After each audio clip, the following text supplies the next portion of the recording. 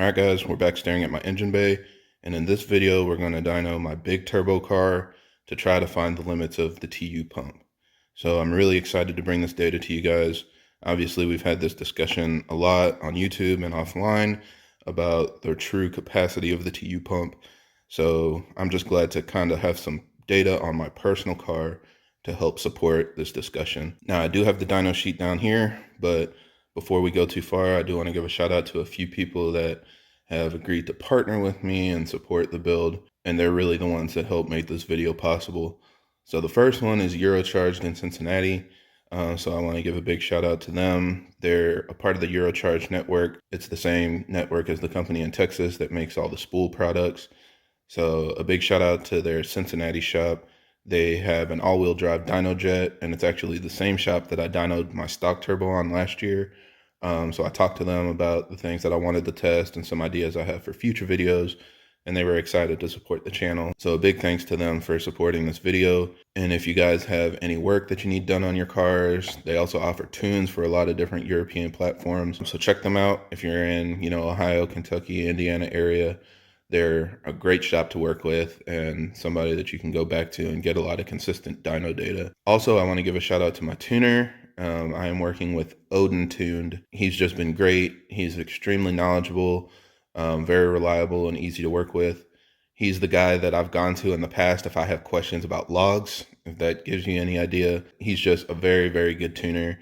He tuned a lot of different platforms, and he actually tuned his own car, and he finally opened up to tuning other cars this year. So I was excited to support him, and I highly recommend if you want a thorough tuner that will give you a really powerful and clean tune, reach out to him.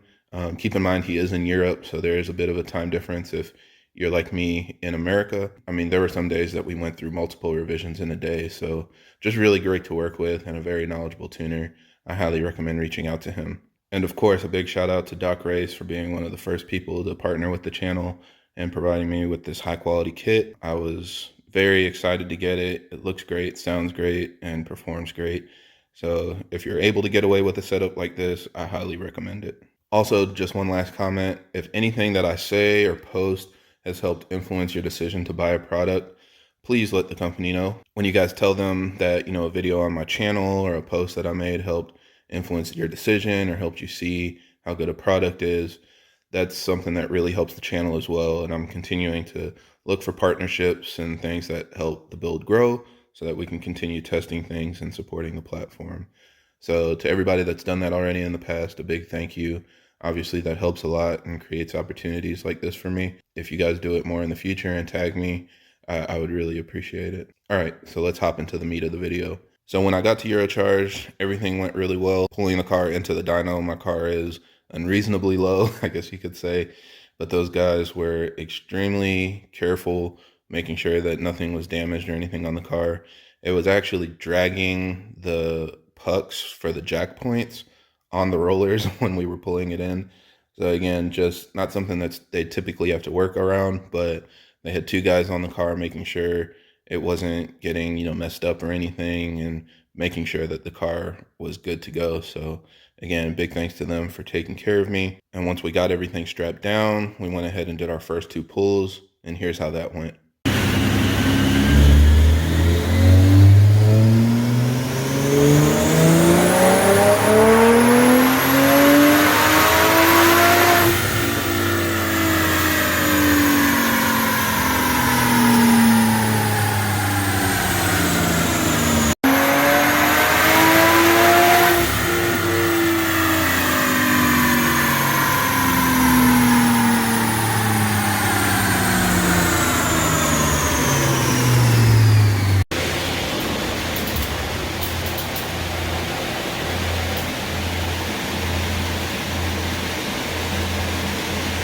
So after that, I was actually logging the pulls, and I saw that the IATs were getting really high. The fans that we had on the front of the car just weren't enough to really cool off the engine bay and simulate driving conditions, especially with the open filter on the DOCRace turbo.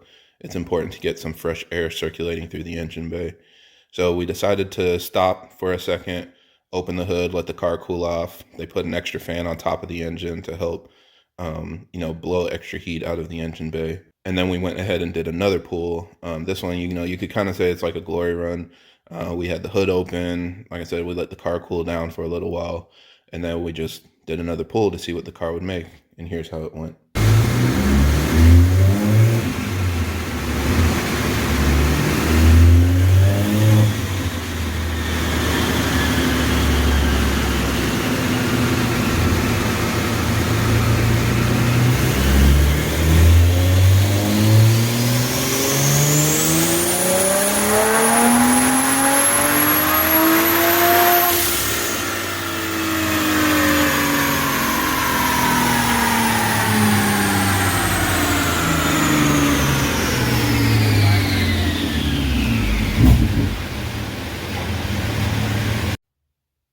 Yep, you saw that right. So the car made 590 wheel horsepower. Now again, that was kind of a glory run. You're not going to be driving around with your hood open all the time, but it does get a lot more airflow when you're driving around the car. I don't see IAT issues like the ones that we saw when I was logging the first two dyno runs, so that's why we tried to just see how much it could make in perfect conditions. So this is just insane, and again, it just demonstrates what the TU pump is capable of. Just to demonstrate that it's even capable of hitting these numbers was really exciting to see, and it supports my general argument that the TU pump can hit between 550 and 600 with a proper tune and a proper turbo that can use up all the fuel capacity. So you can see kind of how the power curve goes, and it's the same as I've shown in the past, that it kind of climbs towards redline as more fuel is available. The torque curve in a perfect world would be completely flat, but it does taper off a little bit just because, we're dealing with efficiency losses. We're also increasing AFRs as we get towards redline to help keep things safe and things like that. So that's why torque drops off a little bit. But you can see in the mid-range, it's actually not making a whole lot more power and torque. Particularly on the torque, it was peaking around 502 on my stock turbo run. So this isn't the highest torque I hit. But going from, around 500 to 535, it's only increasing 30 foot-pounds. The main benefit is how much more torque and horsepower it holds towards redline. So you're filling in that gap where the TU pump has a lot of fuel capacity, but the stock turbo can't keep up. Now, as I've shown these numbers, a lot of people are going to want to argue about it like usual. And the big concern that I've seen is my draggy times don't match what my boost or horsepower would indicate. And the big issue with chasing the limits of a fuel pump is that for your horsepower level, you're not going to be as fast as somebody with a wider power band. So again, the peak horsepower is right at redline. This demonstrates that perfectly. And you can see at 5,000 RPM, I'm only making 500 wheel horsepower.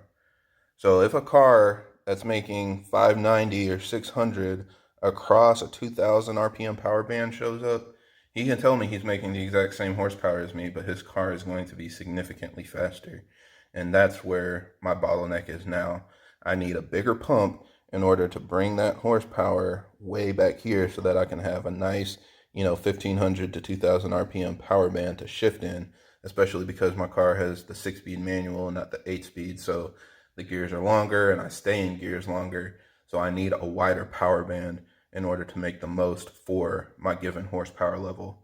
So this is just kind of bragging rights, again, being able to say that I hit almost 600 wheel horsepower on the dyno. But of course, out there getting performance numbers and racing people, that's the best way to really get a good feel for how fast the car is. So yeah, if you guys are chasing a target horsepower number, like I said, between 550 and 600, the TU pump is great. But if you want a wide power band to make, 600 wheel or 550 wheel across 2,000 RPM, you're going to need a bigger pump so that you can bring that torque and horsepower up when you're lower in the rev range. Also, I know a lot of people were concerned about the lag, so you can kind of see that here. It's hitting peak boost around 3,500 RPM. The car doesn't feel that laggy. I mean, you can definitely feel boost build and it's really dramatic, but I wouldn't say that that's a big issue. When you're driving the car, it doesn't match how the dyno looks, if that makes sense. The car has plenty of torque down low. Driving around town isn't a big issue. If somebody pulls on you off of the light, you catch up to them and pass them pretty quickly. So not really something that I'm worried about. I haven't really heard of anybody upgrading to a big turbo and then going to a smaller one just to increase spool or because they're worried about lag. So you can keep that in mind too. So hopefully this video answered all of your questions. If you guys have any other questions or comments, leave them down below. Again, thanks for supporting the channel. Everything that you guys do helps create the partnerships I need to continue the build and testing parts. So just continue sharing my videos. Again, thanks for watching.